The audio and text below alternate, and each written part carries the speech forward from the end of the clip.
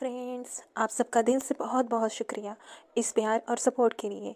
आप लोग अपना प्यार इसी तरह बनाए रखिए क्योंकि हम आपके लिए रिबॉर्न से जुड़ी और रोमांचक एडवेंचरस कहानियाँ लगातार लाते रहेंगे। तो बिना देर किए चलिए कहानी शुरू करते हैं। उत्तर पश्चिम के रास्ते में ली आंटी ने मैडम ही की दैनिक जरूरतों का ख्याल रखा, जिसका मतलब था कि जब भी वे किसी शहर से गुजरते थे तो वह लगभग हर बार खरीदारी करने जाती थी। उसने देखा कि उत्तर पश्चिम के पास के कई शहरों में मनमोहक आलीशान गुड़ियां बेची जा रही थी। बचपन से ही हे झिरन को बड़ा होते देखने के बाद ली आंटी का उसके प्रति स्नेह उसकी अपनी मां मैडम ही से कम नहीं था। वह युवा मिस को देखने के लिए उत्सुक थी और उसके लिए एक उपहार लाना चाहती थी। जब उसने उन आलीशान गुड़ियों को देखा तो ली आंटी ने अनुमान लगाया कि युवा मिस निश्चित रूप से उन्हें पसंद करेगी। लेकिन जब उसने कीमत के बारे में पूछा तो वह हैरान रह गई। प्रत्येक गुड़िया के लिए 20 टन चांदी। आधे जीवन तक हे परिवार की सेवा करने के बाद उसके लिए 20 टन चांदी न होना असंभव था। हालांकि चूंकि वह यात्रा पर मैडम हे के साथ थी और उसे रास्ते में किसी भी खर्च की आवश्यकता नहीं थी, वह केवल कुछ टन ढीली चांदी लेकर आई थी। परिणामस्वरूप ली आंटी विभिन्न रंगों की उन आलीशान गुड़ियों से बहुत प्रभावित हुई। हे झिरन की आत्मा का मूल मेजबान भी ली आंटी के बहुत करीब था। अभी हे झिरन मैडम हे को पकड़ने में व्यस्त थी और अब उसने आखिरकार अपना ध्यान ली आंटी पर केंद्रित कर दिया। वह झिरन जो आधुनिक दुनिया से आई थी, अभी भी उसके दिल में सभी के लिए समानता का विश्वास है। बड़े सोफे के दोनों ओर लगे सिंगल सोफों की ओर इशारा करते हुए उसने कहा, आंटी आप पूरे रास्ते कड़ी मेहनत कर रही हैं। कृपया बैठ जाइए और आराम कीजिए। ली आंटी ने बार बार अपना हाथ लहराया और कहा, यंग मिस, मैं ऐसा नहीं कर सकती। मैं सिर्फ एक नौकर हूँ। मैं मालिक के साथ बैठने की हिम्मत कैसे कर सकती हूँ? यह अपमानजनक होगा। वह झिरन प्राचीन लोगों की ऐसी गहरी जड़ें जमा चुकी मान्यताओं का सामना करने में असहाय महसूस करता था। जैसे ही वह कुछ कहने ही वाली थी, बूढ़ी महिला मो बोली, आंटी, हमारी युवा मिस की बात सुनो। मो परिवार अब एक प्रमुख घराना नहीं है। हम सिर्फ एक साधारण परिवार हैं और वे पुराने रीति रिवाज अब लागू नहीं होते हैं। वह देख सकती थी कि उसकी बहुली आंटी को बहुत महत्व देती थी, इसलिए वह मदद करना चाहती थी। मैडम, उसने अपनी बेटी की ओर देखा और फिर अपनी सास की ओर। यह देखकर कि उन्होंने आपत्ति का कोई संकेत नहीं दिखाया, वह यह भी समझ गई कि मो परिवार वास्तव में अब इतने सारे नियमों का पालन नहीं करता है। उसने ली आंटी की ओर देखा, जो अभी भी वहां व्यवस्थित तरीके से खड़ी थी। ली आंटी, चूंकि सास और युवा मिस इसकी इजाजत देती हैं, तो आपको बैठ जाना चाहिए। ली आंटी वास्तव में थोड़ी व्यथित और थकी हुई थी, और जब मैडम हे ने बात की तो वह सहमी नहीं रही। तो मैं बैठूंगा। ली आंटी को बैठे देखकर हे झिरन ने चाय की मेज पर खाली जगह से एक बड़ा पांडा आलीशान खिलौना और एक गुलाबी लंबे कान वाला खरगोश आलीशान खिलौना निकाला। आंटी, क्या ये वही गुड़िया है जो आपने रास्ते में देखी थी? ली आंटी ने बार बार सिर हिलाया। हाँ, ये गुड़िया है। वे वास्तव में महंगी हैं, प्रत्येक में 20 टन चांदी है। मैडम, वह इतनी प्यारी और खूबसूरत गुड़िया पहली बार देख रहा था। उसने अविश्वास से पूछा, रनरान, क्या तुमने कहा कि ये गुड़िया मो परिवार द्वारा बनाई गई है? हाँ माँ, बाजार में बिकने वाली ये सभी गुड़ियाएं मो परिवार द्वारा बनाई गई हैं। इस समय ली आंटी को कुछ और याद आ रहा था। खरगोश के फर से बनी एक और किस्म है और रंग और भी सुंदर है। माँ, इसे लंबे कान वाला खरगोश पेंडेंट कहा जाता है। यह भी मो परिवार से है। वह झिरन रुका और जारी रखा, शीलिंग गांव में पहुंचने के बाद हमने खरगोश पालना शुरू कर दिया। यह आलीशान पेंडेंट खरगोश के फर से बनाया गया है जो हम खुद पैदा करते हैं। उच्च बाजार मूल्य से धोखा मत खाओ, वास्तविक लागत बहुत कम है। थे झिरन के स्पष्टीकरण का एक कारण था। वर्तमान में मो परिवार में रहने की स्थितियां शहर के धनी घरों से कम नहीं है, या उनसे भी आगे है। धन का एक उचित स्रोत होना चाहिए। हालांकि आलीशान खिलौने बेचना और खरगोश पालना लाभदायक है, लेकिन लोगों को यह विश्वास दिलाना कठिन है कि वे एक साथ इतना पैसा कमा सकते हैं। दरअसल जब से मो परिवार शीलिंग गांव में आया है, उनका उद्योग केवल इन आलीशान खिलौनों को बेचने से होने वाले मुनाफे पर निर्भर नहीं रहा है। कुछ हद तक उन्हें राज्य के खजाने से प्राप्त कुछ धन से भी लाभ हुआ है। महोदया, वह कोई व्यवसायी व्यक्ति नहीं है और उसके पास किसी भी आर्थिक कौशल का अभाव है। उसने केवल अपनी बेटी को यह कहते हुए सुना था कि एक गुड़िया की कीमत 20 टन चांदी होती है और सुंदर पेंडेंट का कच्चा माल भी मो परिवार से है। वह पहले से ही मो परिवार की वित्तीय ताकत में दृढ़ता से विश्वास करती है।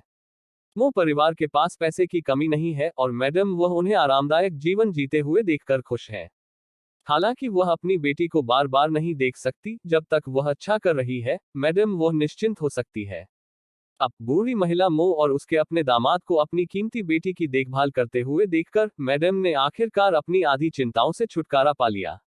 बेशक दूसरा हिस्सा जिसे उसने अभी तक जाने नहीं दिया है वह उसके गर्भ में 2 बच्चों को पालने का मामला है। जब तक प्रसिद्ध स्त्री रोग विशेषज्ञ झांक सेन राजधानी से नहीं आती, वह चिंता करना बंद नहीं कर पाएंगी। वह झिरन को नहीं पता कि उसकी माँ क्या सोच रही है। यह देखकर कि उसकी माँ का चेहरा अब चिंता से भरा नहीं है जैसा कि जब वह पहली बार आई थी, तो वह मानती है कि उसकी माँ को यह देखकर राहत मिली है कि वह अच्छा कर रही है। साथ ही वह समझती है कि उसकी माँ ने बच्चे के जन्म के दौरान उसका साथ देने के लिए उत्तर पश्चिम की पूरी यात्रा की है, इसलिए वह शायद थोड़े समय के लिए नहीं जाएगी। बूढ़ी औरत मो की भी यही समझ है। सास जी, आपको कुछ और दिनों के लिए उत्तर पश्चिम में रहना चाहिए। आप अभी यहाँ आई हैं और नहीं जानती कि हमारे घर में कई नई और दिलचस्प चीजें हैं। मैं गारंटी देता हूँ कि एक बार जब आप यहाँ बस जाएंगी तो आप वापस नहीं जाना चाहेंगी।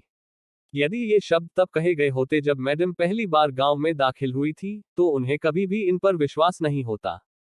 अब अपनी बेटी के खूबसूरत घर और साज सज्जा को देखकर वह जानती है कि ओल्ड लेडी मो अतिशयोक्ति नहीं कर रही थी। शहर की हलचल से दूर घर के सामने और पीछे की हर चीज बहुत आरामदायक लगती है, खासकर कमरे जो महल से भी अधिक आरामदायक हैं। उसके नीचे की सीटें किसी अज्ञात सामग्री से बनी हैं, इतनी मुलायम कि उन पर बैठने से यात्रा की अधिकांश थकान मिट जाती है। कहा जा सकता है कि मैडम उन्हें यहाँ अभी से ही अच्छा लगने लगा है। वास्तव में, जैसा कि आपने कहा, मैं इस बार रुवान रुवान के प्रसव के दौरान उसका साथ देने आया था। मुझे डर है कि मैं कुछ दिनों तक तुम्हें परेशान करूंगा। कोई परेशानी नहीं। हम सब बहुत खुश हैं कि आप आ सके। जैसे ही उन्होंने एक दूसरे को बधाई दी, समाचार सुनने वाली भाभियां भी एक एक करके आ गईं। वे न केवल आए, बल्कि अपने ही आंगन से तरबूज और फल भी लेकर आए, जिन्हें कुएं में ठंडा किया गया था। मैडम वह की भाभियों ने अपनी नौवीं भाभी का गर्मजोशी से स्वागत किया और फिर अपने साथ लाए स्वादिष्ट फलों की सिफारिश की। उनमें से दूसरी भाभी सबसे ज्यादा उत्साही थी। उसने मैडम हे को कटे हुए तरबूज की एक प्लेट भेंट की। मैडम हे, कृपया इस तरबूज को आजमाएं। यह हमारे मो परिवार के लिए एक अनोखा फल है। आपको यह कहीं और नहीं मिलेगा, दूसरी भाभी ने कहा। मैडम उसने तरबूज की ओर देखा, थोड़ा हैरान हुआ। छोटे छोटे टुकड़ों में कटा हुआ यह लाल फल वास्तव में कुछ ऐसा था जिसे उसने पहले कभी नहीं देखा था। और उसे पता ही नहीं था कि इसे कैसे खाया जाए। बूढ़ी महिला मो ने उसकी उलझन देखकर समझाया, प्रिय सास, आप इस तरबूज का लाल गूदा खाइए। यह बहुत ताज़ा है, खासकर गर्म मौसम में। मैडम वह ऐसे व्यक्ति थे जो नई चीजों को आजमाने में झिझकते थे। हालांकि मो परिवार की सास और बहू के अत्यधिक उत्साह के कारण उसने अनिच्छा से इसे स्वीकार कर लिया। हे झिरन को मूल मालिक की सभी यादें और भावनाएं विरासत में मिली, इसलिए उसे मैडम हे के बारे में अच्छी समझ थी और वह जानती थी कि वह नई चीजों के प्रति बहुत ग्रहणशील नहीं थी। हालांकि यह तरबूज वास्तव में एक शानदार व्यंजन था और अगर उसकी मां ने इसे आजमाया नहीं तो यह एक बड़ा नुकसान होगा। माँ, सास और दूसरी नंद ने जो कहा वह सही है। तरबूज मीठा, रसदार और अविश्वसनीय रूप से ताजा है। आपको इसे आजमाना चाहिए, हे झिरन ने आग्रह किया। मैडम उन्होंने अपनी बेटी की ओर एक कड़वी मुस्कान पेश की। वह आश्चर्यचकित हुए बिना नहीं रह सकी, क्या यह सचमुच मेरी अपनी बेटी है? पहले जब भी ऐसी स्थिति आती थी तो उनकी बेटी उनकी मदद के लिए आगे आती थी। लेकिन अब जब वह अपनी बेटी के पति के परिवार में थी, तो उसने न केवल मदद नहीं की, बल्कि वह वास्तव में उसे मना रही थी। मैडम वह अपनी छो हरकत से अपने शिष्टाचार को धूमिल नहीं होने दे सकती थी, इसलिए उसने खुद को सभी की नजरों के सामने एक छोटा सा टुकड़ा खाने के लिए मजबूर किया। यह देखकर कि वह पहले ही तरबूज को अपने मुंह में निगल चुकी थी, हे झिरन ने मुस्कुराते हुए पूछा, माँ, क्या यह स्वादिष्ट है? यह वास्तव में स्वादिष्ट है, जैसा कि आप सभी ने कहा। यह मीठा और रसदार है, मैडम ने ईमानदारी से प्रशंसा की। सौभाग्य से उसने सुना और इसका स्वाद चखा, अन्यथा वह इतना स्वादिष्ट फल खाने से चूक जाती। यह देखकर कि उसे यह पसंद है, दूसरी भाभी उसके लिए कुछ और टुकड़े ले आई। चाची, अगर तुम्हें अच्छा लगे तो और खा लो, दूसरी भाभी ने कहा। उसी समय हे झिरन ने नानीली को एक टुकड़ा भी दिया। मैडम को तरबूज के स्वादिष्ट होने का पता चला, इसलिए जब अन्य भाभियों ने उन्हें अन्य फल देने की पेशकश की तो उन्होंने फिर मना नहीं किया।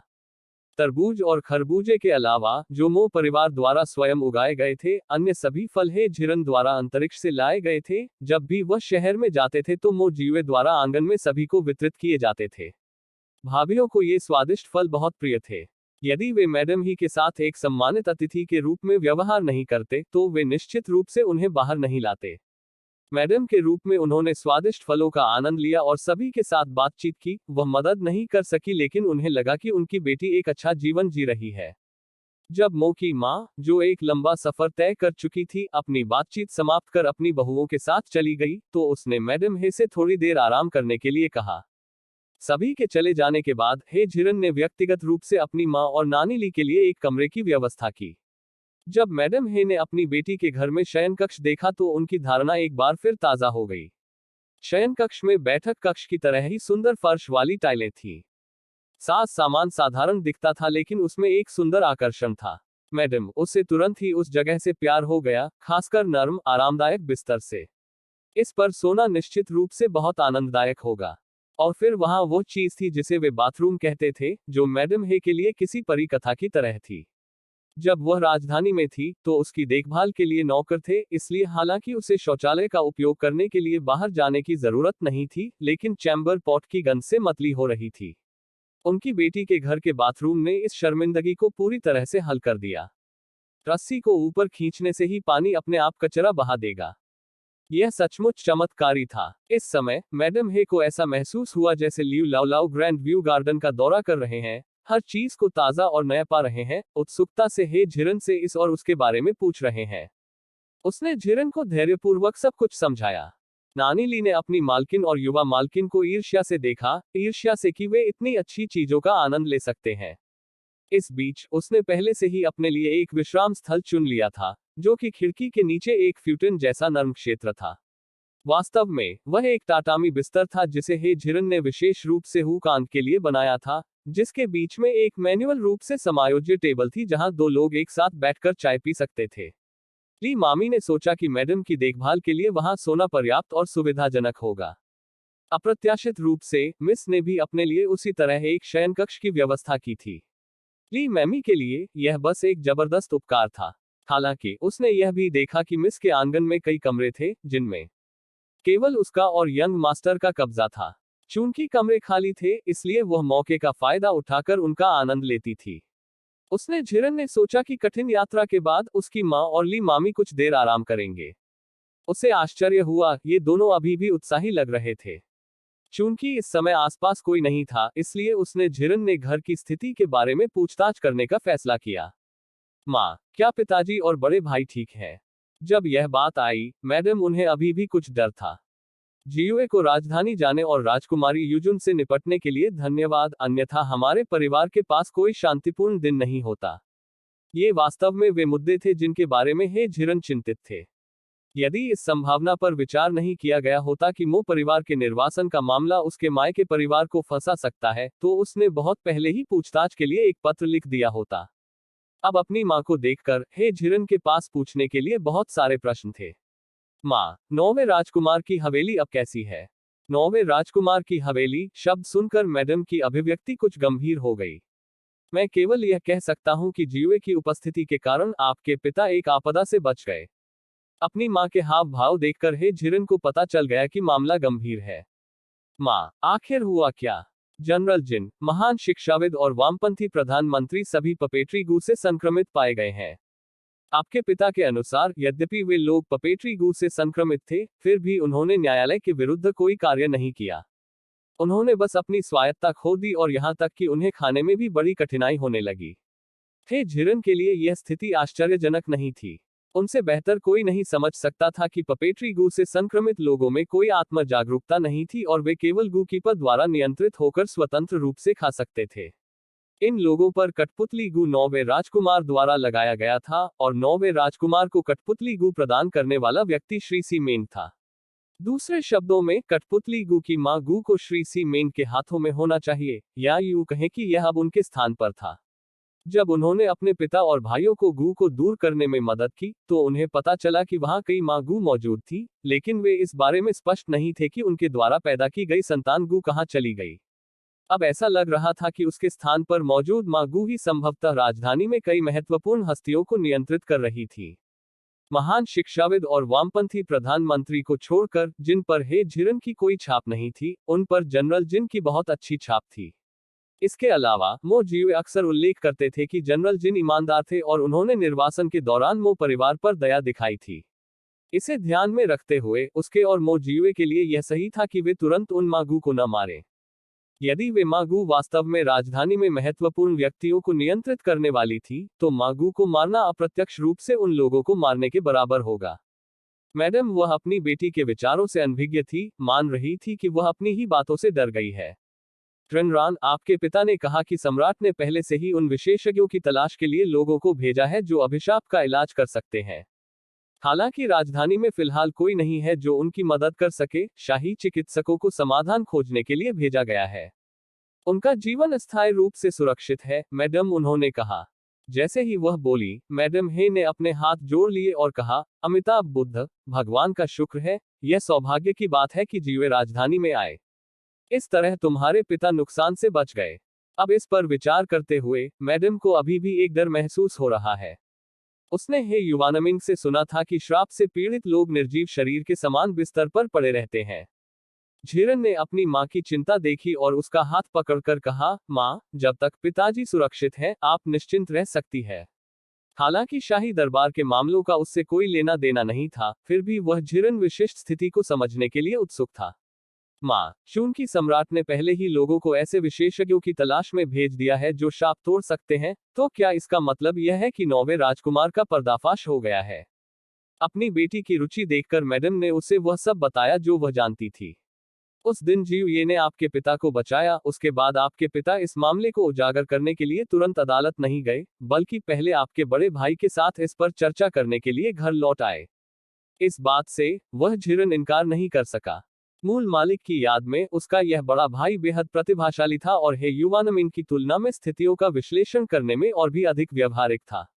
इस प्रकार यह बिल्कुल भी अजीब नहीं था कि उसके पिता उसके बड़े भाई के साथ इस पर चर्चा करने के लिए वापस आए। मैडम, उन्होंने जारी रखा, आपके बड़े भाई की राय थी कि यह मामला कोई छोटी बात नहीं है। चूंकि नौवां राजकुमार इतना बड़ा काम कर सकता है, इसलिए उसने भागने की योजना पहले ही बना ली होगी। इसके अलावा, जब आपके पिता नौवें राजकुमार की हवेली से लौटे तो उन्हें नौवें राजकुमार के विद्रोह का सबूत नहीं मिला। अतः आपके बड़े भाई ने सुझाव दिया कि आपके पिता को मुख्य रूप से निरीक्षण करना चाहिए और प्रतीक्षा करनी चाहिए। बेशक, इस अवलोकन का मतलब बिल्कुल घर पर छिपना और बाहर न जाना नहीं था। किसी भी बदलाव के अनुकूल होने के लिए घटनाओं की दिशा को वास्तविक समय में समझने की अभी भी आवश्यकता है। उसी समय, आपके पिता ने अपने भागने के मार्ग के बारे में भी सोचा। वह नौवें राजकुमार को उसके जन्मदिन की बधाई देने के लिए उसकी हवेली में गया था और नौवें राजकुमार द्वारा उसके खिलाफ सफलतापूर्वक साजिश नहीं रची गई थी। नौवां राजकुमार निश्चित रूप से अपने दिल में एक शिकायत रखेगा। यदि वह विद्रोह में सफल हो गया तो अवश्य ही तुम्हारे पिता से बदला लेगा। हमने राजधानी छोड़ने की तैयारी भी कर ली थी। झिरन ने जितना अधिक सुना, उसकी दिलचस्पी उतनी ही बढ़ती गई और उसने पूछा, माँ, फिर क्या हुआ? नौवें राजकुमार का पर्दाफाश कैसे हुआ? यह प्रिंस क्यूई के प्रयासों के लिए धन्यवाद था। आपके पिता के लौटने के कुछ समय बाद उन्होंने बाहर घोड़े की टापों की आवाज सुनी। यह पता चला कि प्रिंस क्यूई ने रिपोर्ट करने से पहले अपने सैनिकों के साथ नौवें प्रिंस की हवेली को घेर लिया था। मुझे नहीं पता कि उसे यह विचार किसने दिया, लेकिन डर था कि नौवां राजकुमार चुपचाप भाग जाएगा। प्रिंस क्यूई ने पहले लोगों को हवेली में प्रवेश करने और उसे पकड़ने के लिए प्रेरित किया।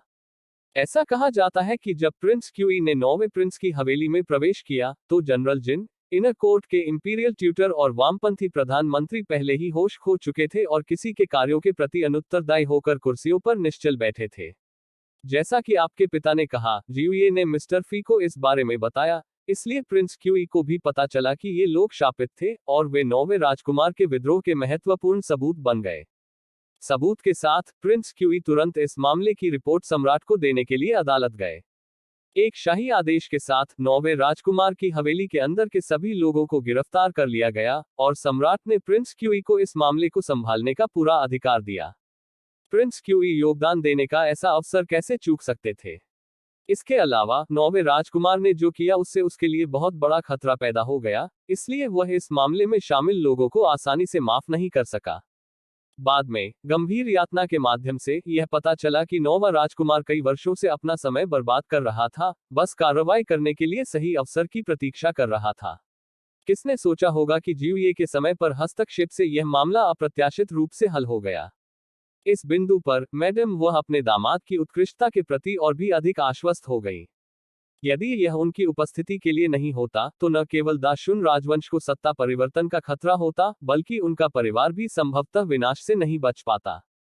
वास्तव में हे झिरन को अभी तक नहीं पता था कि प्रिंस क्यूई को इस मामले की सूचना देने के कारण फी नान्यू को प्रिंस क्यूई से और भी अधिक अनुग्रह प्राप्त हुआ था, और अब वह उठने के अपने अवसर के करीब और करीब आ रहा था।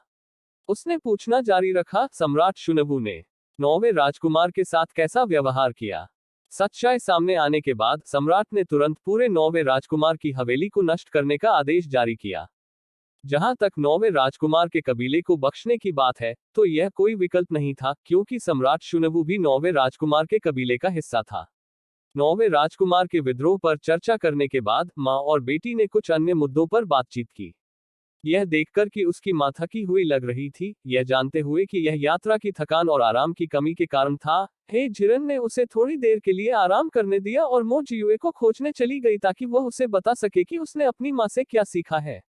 यह सुनने के बाद मो जियुए उतना निश्चिंत नहीं लग रहा था जितना वह झिरन दिख रहा था। वह झिरन पहले से ही उसके स्वभाव से बहुत परिचित था और उसने पूछा, पति, क्या आपको लगता है कि कुछ गड़बड़ है? मो जियुए को वास्तव में महसूस हुआ कि कुछ गड़बड़ है, लेकिन इसका कारण शाही दरबार की स्थिति नहीं थी, बल्कि जनरल जिन की वजह से था। जनरल जिन का मो परिवार के साथ हमेशा असाधारण रिश्ता रहा है। अतीत में वह कई बार मो जियुए के पिता के साथ जीवन और मृत्यु की स्थितियों से गुजरे।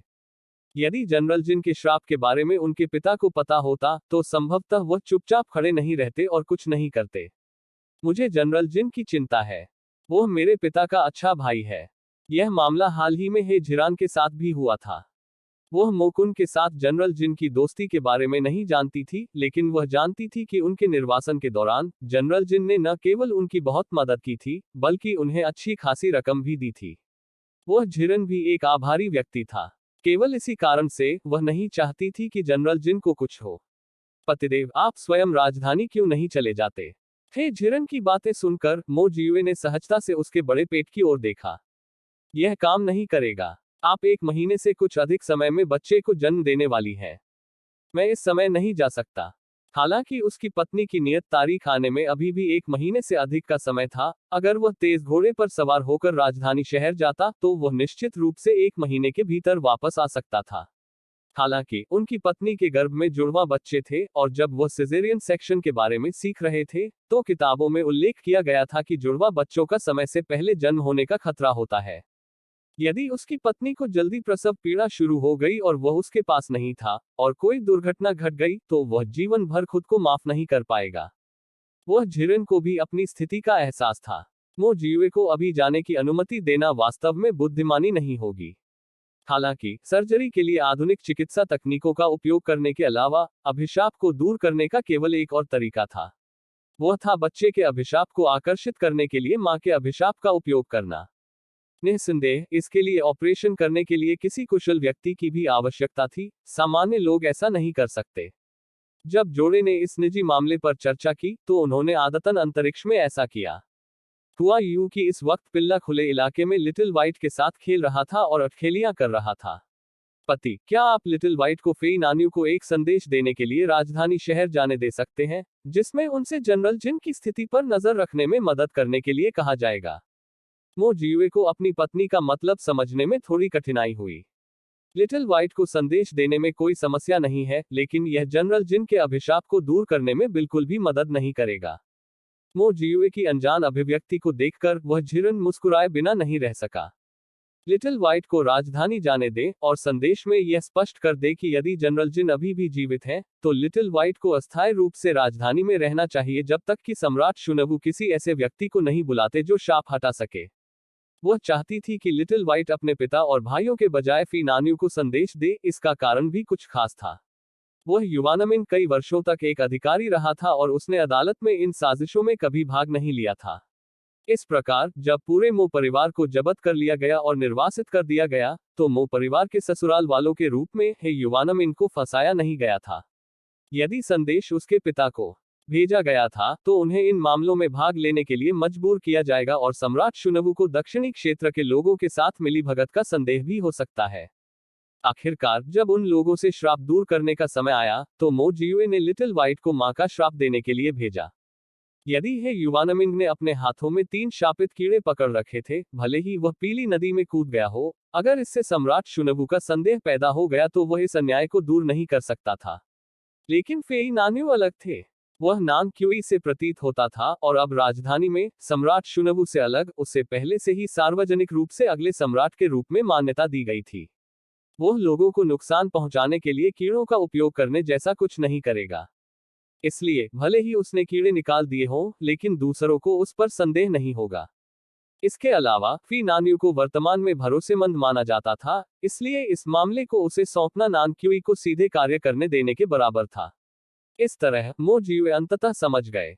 रैन रैन, क्या आपका मतलब है कि सम्राट शुनवु ने शक्तिशाली कीड़ों को नियंत्रित करने वाले विशेषज्ञ से लिटिल व्हाइट को वापस आने और कठपुतली कीड़े ले जाने के लिए कहा था?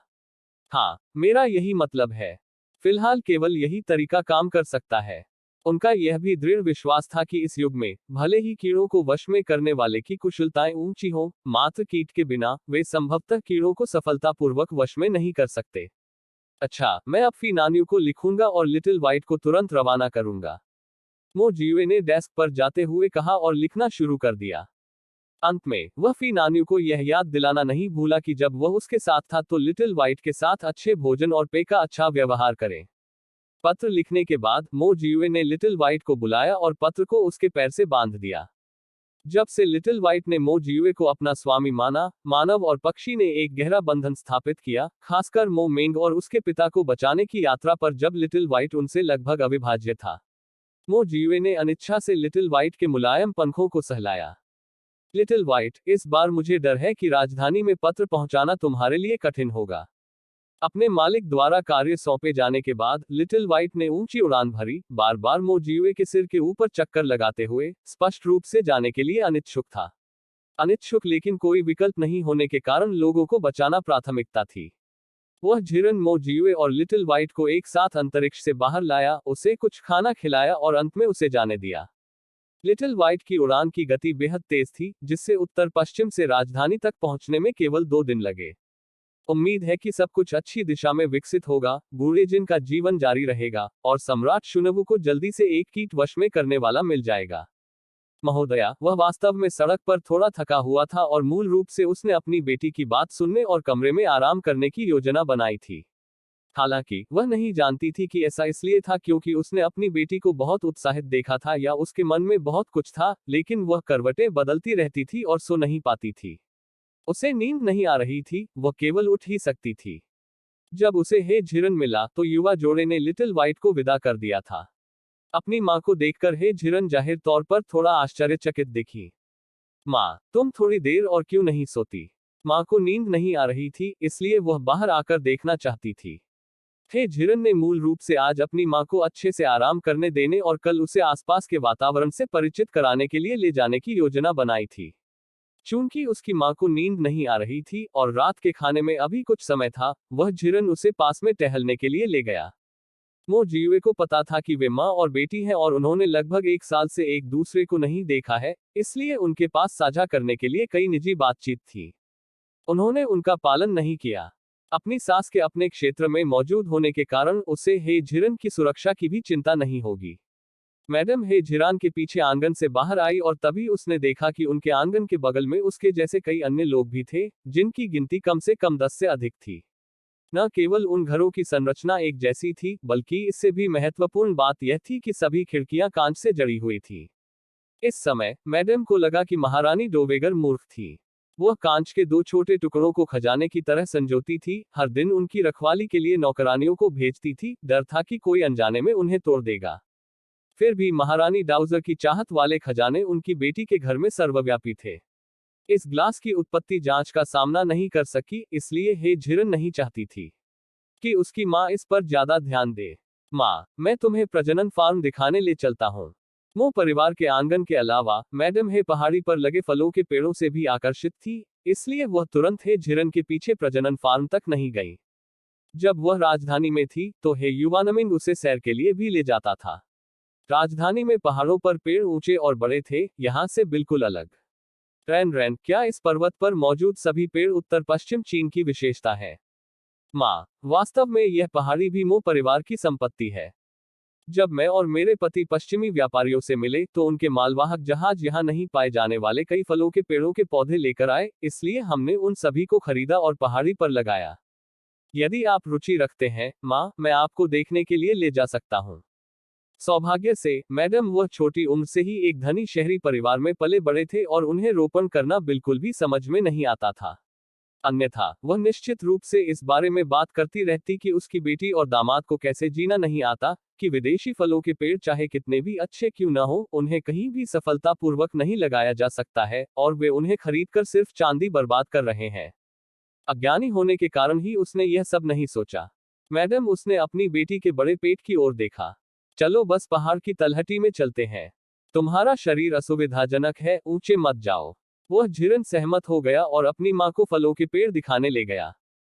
हालांकि इन फलों के पेड़ों को बाहर लगाए जाने से पहले अंतरिक्ष में पाला गया था, लेकिन रोपण के बाद पहले वर्ष उसी वर्ष फल देने का चमत्कार नहीं हो सका।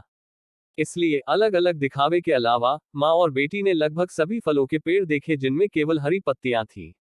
बेशक पूरी तरह से नहीं। अपनी तेज नजरों से हे झिरन ने पाया कि पास के कुछ चेरी के पेड़ों पर कम फल थे। यह कुछ ऐसा था जिसकी उसे भी उम्मीद नहीं थी। इसके अलावा चेरी पहले से ही पकी हुई थी, बड़े लाल फल हरे पत्ते के सामने खड़े थे। जगह उपलब्ध होने से हे झिरन आमतौर पर जो चाहे खा सकती थी, इसलिए उसकी नजर उन कुछ चेरी पर नहीं थी, बल्कि वह इस बात से उत्साहित थी कि रोपण सफल हो गया। माँ, जल्दी से देखो, यह एक बड़ी चेरी है, खट्टी और मीठी, बहुत स्वादिष्ट। उन्होंने झिरन ने इसे चेरी नहीं कहा, यह महसूस करते हुए कि इसे बड़ी चेरी कहना इस युग में अधिक व्यवहारिक होगा। पहाड़ों पर कई जंगली चेरी के पेड़ थे, इसलिए इसे इस तरह से स्वीकार करना आसान होगा। हे झिरन को पहले से ही निकटतम बड़े चेरी के पेड़ की ओर चलने के लिए अपनी पोशाक उठाते हुए देखकर मैडम हे उसका समर्थन करने के लिए तेजी से आगे बढ़ी। भागो, माँ को कुछ लेने दो, तुम बस यहीं रुको। इतना कहने के बाद मैडम वह तेजी से अपनी बेटी के पास से होते हुए फल के पेड़ की ओर चल दी। झिरन को पता था कि वह बहुत अधिक दिखावा नहीं कर सकती, क्योंकि इससे केवल उसके परिवार को चिंता होगी, इसलिए वह आज्ञाकारी रूप से खड़ी रही और इंतजार करती रही। मैडम ने सोचा कि उनकी बेटी उस बड़ी चेरी को खाने के लिए अधीर थी और बस जल्दी से उसके लिए कुछ चुनना चाहती थी। झिरन ने देखा कि उसकी माँ ने पहले ही 2 उठा लिए थे और जोर से बोली, माँ, यह बहुत स्वादिष्ट है, कृपया एक आजमाएं। मैडम वह नवीनता से प्रभावित नहीं थे, लेकिन चूंकि उनकी बेटी ने ऐसा कहा था, इसलिए वह उनके उत्साह को कम नहीं करना चाहती थी, इसलिए उन्होंने रुमाल से एक कपड़ा पोंछा और उसे अपने मुंह में डाल लिया। वह झिरन उसकी अभिव्यक्ति देखकर मुस्कुराए। उसने मैडम को देखा कि उसकी पहले से सिकुड़ी हुई भौं धीरे धीरे चिकनी हो गई है। फिर वह मुस्कुराई और बोली, रैन रैन, यह बड़ी चेरी वास्तव में स्वादिष्ट है। इसका स्वाद उसके द्वारा पहले खाए गए तरबूज और अन्य फलों से भी बेहतर था। बोलने के बाद मैडम वह उत्सुकता से उठाती रही। इतना स्वादिष्ट फल, उनकी बेटी और छोटे पोते को जल्द ही इसका स्वाद चखना चाहिए। दुर्भाग्य से जब मैडम हे और हे झिरन बाहर गए तो वे अपने साथ बांस की टोकरी जैसी कोई चीज नहीं लाए।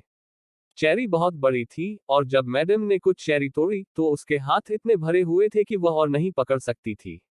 कोई अन्य विकल्प न होने पर वह सबसे पहले हे झिरन के पास वापस गई और अपनी बेटी को पहले उसकी इच्छा पूरी करने दी। उसने झिरन को प्राचीन सज्जन महिलाओं के शिष्टाचार की कभी अधिक परवाह नहीं की। अपनी माँ को आते देख उसने सीधे अपनी स्कर्ट ऊपर उठाकर थैली का आकार बना लिया। माँ, बस इन्हें यहीं रख दो। पहले तो मैडम अपनी बेटी की हरकत से कुछ हैरान हुई। जब वे राजधानी में थे, हालांकि उनकी बेटी को उचित युवतियों के कौशल सीखना पसंद नहीं था, फिर भी उसका व्यवहार अन्य युवतियों से कम अच्छा नहीं था। अब जब वह राजधानी में थी तब हे झिरन की हरकतें मूल गतिविधियों से बहुत अलग थी।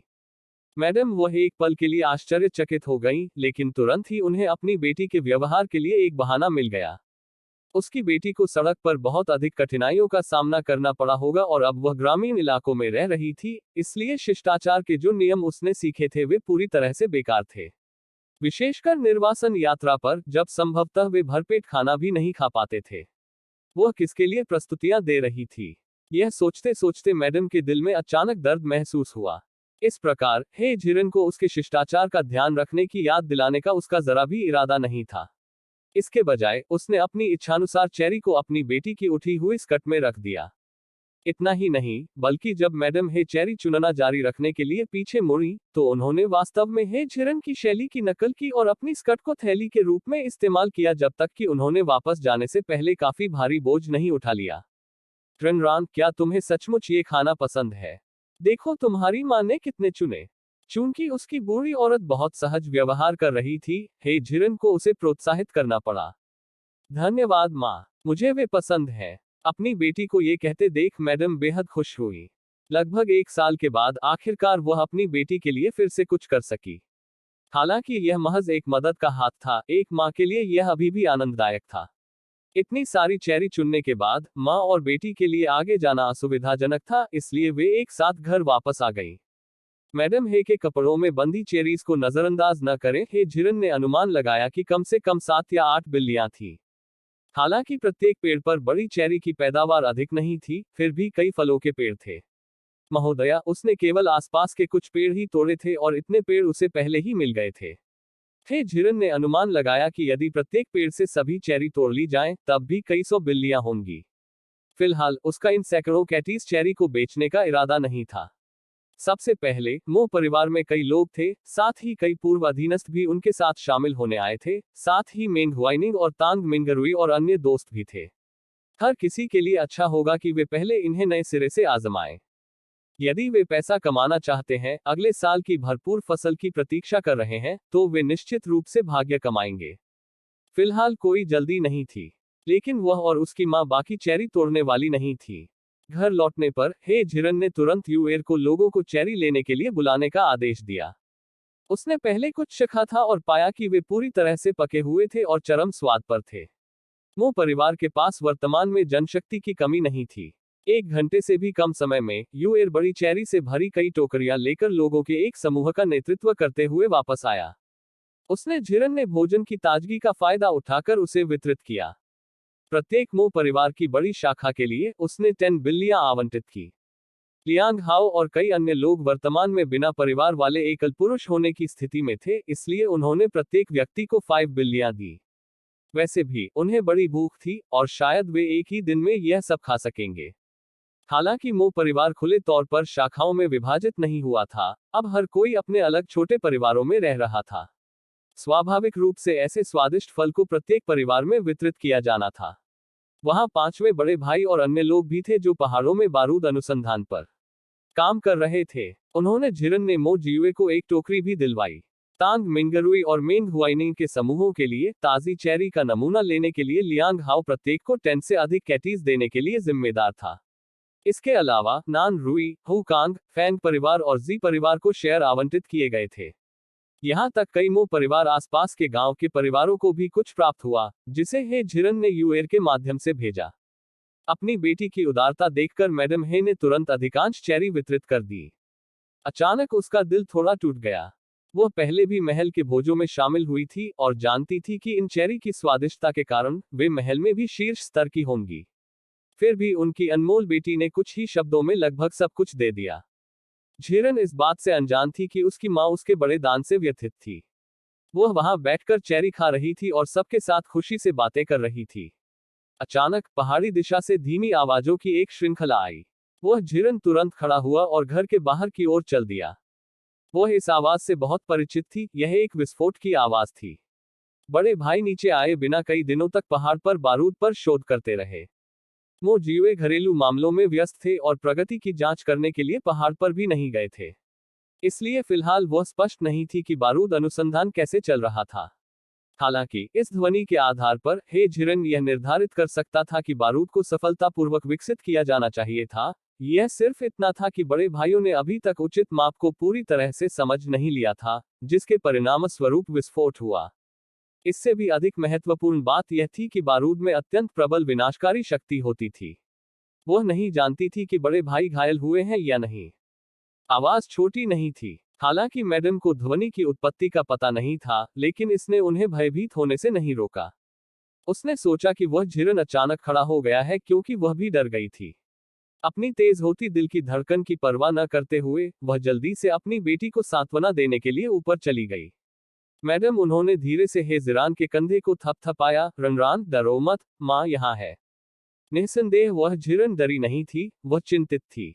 लेकिन फिलहाल उसके पहाड़ पर जाकर चीजों की जांच करने की कोई संभावना नहीं थी।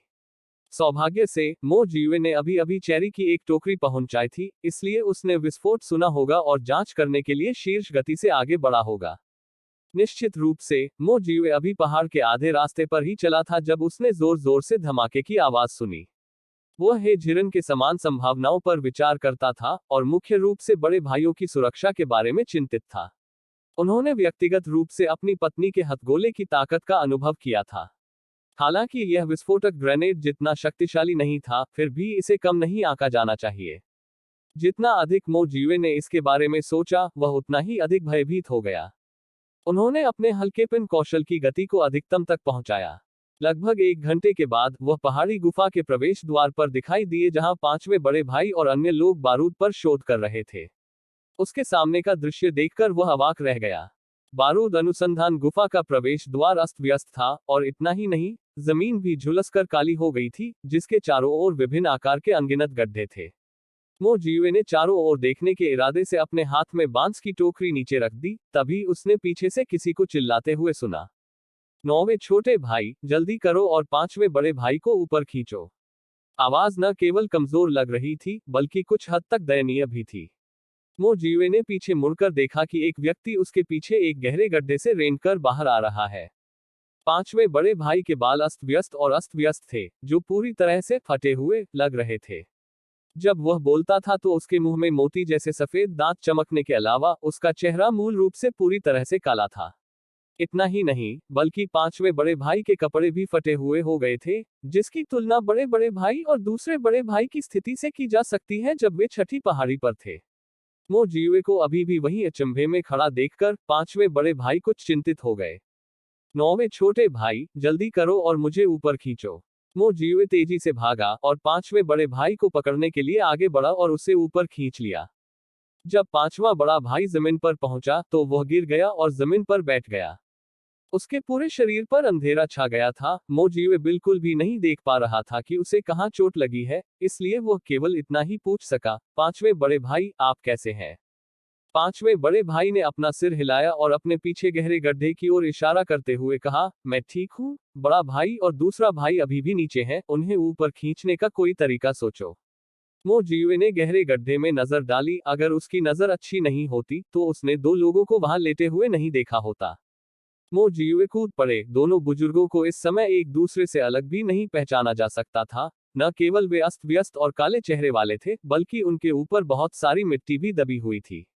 वह एक बड़े भाई के पास आगे बढ़ा, उसे अपनी पीठ पर उठाया और फिर से कूद गया। मो जीवे ने यही क्रिया 2 बार दोहराई और अंत में दोनों बड़े भाइयों को बचा लिया।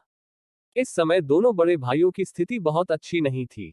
हालांकि वे हर तरफ काले थे, खून के धब्बे स्पष्ट रूप से देखे जा सकते थे।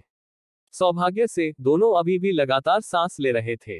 जैसे ही मो जीवे उन्हें जगाने की कोशिश करने वाले थे, उन्होंने एक जोरदार आवाज सुनी क्योंकि पास में कोई भारी चीज जमीन पर गिरी थी। जो व्यक्ति पहले ही बेहोश हो चुका था वह इस गिरावट से जाग उठा। तीसरे बड़े भाई को इतना दर्द हुआ कि वह लगभग मर ही गए। साथ ही उन्हें इतना चक्कर आ रहा था कि एक पल के लिए जागने के बाद वह फिर से बेहोश हो गए। इस दृश्य को देखकर मो जीवे के एक बड़ा और 2 छोटे सिर थे। भाइयों में 5वां बड़ा भाई सबसे अच्छी स्थिति में था। हालांकि उसका सिर थोड़ा चकरा रहा था, लेकिन उसके लिए अच्छा यह था कि उसके शरीर पर गंभीर चोट नहीं आई थी। बाकी लोग इतने आशावादी नहीं थे। मो जीवे ने अभी अभी उनकी सांसों की जांच की थी, और हालांकि ऐसा लग रहा था कि उनमें से कोई भी घातक खतरे में नहीं था, उन्हें चोट की डिग्री भी अलग अलग थी। सबसे महत्वपूर्ण बात, फिफ्थ एल्डर ब्रदर के विवरण के अनुसार जब विस्फोट हुआ तो भाई बिना किसी सावधानी के पूरी तरह से शोध पर ध्यान केंद्रित कर रहे थे। इस विस्फोट ने भाइयों को पूरी तरह से चौंका दिया। भले ही वे तैयार थे, मुझे डर है कि वे अभी भी बारूद विस्फोट की शक्ति का विरोध नहीं कर सके। देखते ही देखते दोनों भाइयों के होश उड़ गए और उन्हें पता भी नहीं चला कि उनके सिर पर क्या चोट लगी, और फिर वे गहरे गड्ढे में गिर पड़े। तीसरे बड़े भाई को सीधे एक पेड़ में उड़ा दिया गया। फिफ्थ एल्डर ब्रदर अब काफी ठीक हो गया था। हालांकि उनके शरीर और सिर में अभी भी कुछ दर्द था, जो अनगिनत युद्ध क्षेत्रों में रहा हो, वह इतनी छोटी चोटों की परवाह कैसे कर सकता था। उसे खड़े होने के लिए संघर्ष करना पड़ा। नौवें छोटे भाई, चलो अब अपने घायल भाइयों को नौवीं छोटी बहन को देखने के लिए वापस ले चले। मो जियुए भी यही सोच रहा था। वर्तमान में ऐसा लग रहा था कि बड़े भाइयों को केवल कुछ सतही घाव थे, लेकिन उनकी बेहोशी की स्थिति को देखते हुए उन्हें पहले से ही आंतरिक चोटें लगी होंगी। यह सिर्फ इतना था कि वह और पांचवें बड़े भाई विशेष रूप से यह निर्धारित करने में असमर्थ थे कि चोटें कहाँ थी। पांचवें भाई, क्या आप इसे बना सकते हैं? तीसरे बड़े भाई के बेहोश होने पर अकेले मो जियुए के लिए उसे पहाड़ से नीचे उतारना असंभव होगा।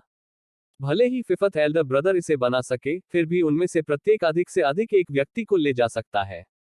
इसलिए एक बड़े भाई को इंतजार करने के लिए यही छोड़ना होगा। जो प्रतीक्षा कर रहा था उसे सबसे हल्की चोटों वाला होना था। हालांकि मो जियुए ने हे जिरान का अनुसरण करके कुछ चिकित्सा ज्ञान सीखा था, लेकिन वह यह निर्णय करने के स्तर पर नहीं था कि इस स्थिति में कौन कम या ज्यादा घायल हुआ था। अंतिम उपाय के रूप में वह केवल बड़े भाइयों को धीरे से हिलाकर यह देखने की कोशिश कर सकता था कि क्या वे जाग सकते हैं और उनसे पूछ सकते हैं। वास्तव में तीन बड़े भाई इस समय पूरी तरह से बेहोश नहीं थे, वे बस अपनी आंखें नहीं खोल सकते थे क्योंकि उनके सिर में बहुत चक्कर आ रहे थे। जब मो जियुए ने उन्हें हिलाया तो उन सभी ने कुछ हद तक प्रतिक्रिया व्यक्त की। सबसे बड़े भाई ने कमजोरी से कहा, नौवे छोटे भाई, मैं ठीक हूं। पहले अपने दूसरे और तीसरे भाई को पहाड़ से नीचे ले जाओ। बड़े भाई, आप खुद महसूस करें और मुझे बताएं कि आप कहां असहज हैं। फिलहाल सबसे बड़े भाई को यहां छोड़ना कोई समस्या नहीं थी, लेकिन मो जियुए को पहले उसकी स्थिति की पुष्टि करनी थी। मुझे बस चक्कर आ रहा है और मैं उल्टी करना चाहता हूं और मेरा पूरा शरीर दर्द कर रहा है। सबसे बड़े भाई का उत्तर पाने के बाद मो जियुए ने पांचवें बड़े भाई की ओर देखा। पांचवें भाई, आइए पहले दूसरे भाई और तीसरे भाई को पहाड़ से नीचे ले जाएं। ठीक है। फिफ्थ एल्डर ब्रदर एक आवाज से सहमत हुआ और थर्ड एल्डर ब्रदर को पहले ले जाने वाला था।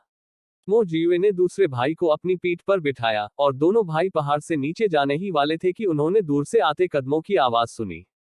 चूंकि मो परिवार ने इस पहाड़ को खरीदा था, इसलिए पहाड़ की तलहटी में कुत्ते इसकी रखवाली करते थे और पहले कभी कोई बाहरी व्यक्ति यहां नहीं आया था। इसलिए मो जियुए बहुत चिंतित नहीं थे, लेकिन उन्होंने यह देखने के इरादे से दूसरे भाई को अपनी पीठ पर ले जाने की मुद्रा बनाए रखी कि कौन आ रहा है। छठा बड़ा भाई कुछ लाल दिख रहा था क्योंकि वह बहुत तेजी से पहाड़ पर चढ़ गया था। वह नौवे छोटे भाई के आंगन में शोर सुनकर और इसके बारे में पूछने के बाद स्थिति की जांच करने के लिए पहाड़ पर भी आया था।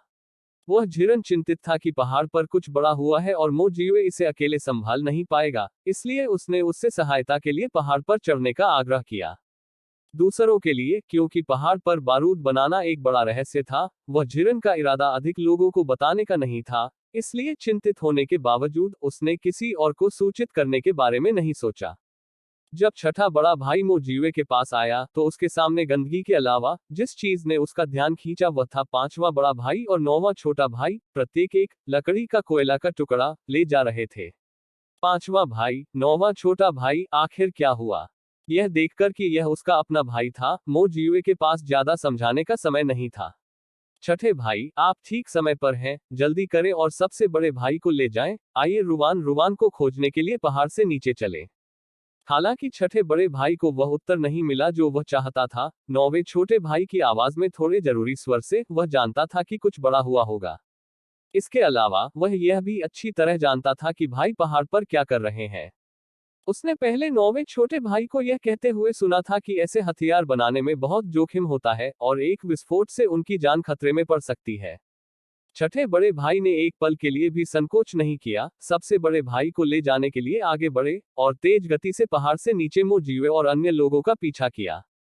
रास्ते में छठे बड़े भाई ने मौका पाकर पूछा, नौवे छोटे भाई, वास्तव में क्या हुआ? मो जियुए भी इस प्रश्न का विस्तृत उत्तर नहीं दे सके, इसलिए उन्हें इसे फिफ्थ एल्डर ब्रदर के पास भेजना पड़ा। पांचवें बड़े भाई जाहिर तौर पर कुछ हद तक शर्मिंदा थे। सेकंड ब्रदर को समय पर न रोक पाना मेरी ही गलती थी। आज शोध बहुत सुचारू रूप से चल रहा था।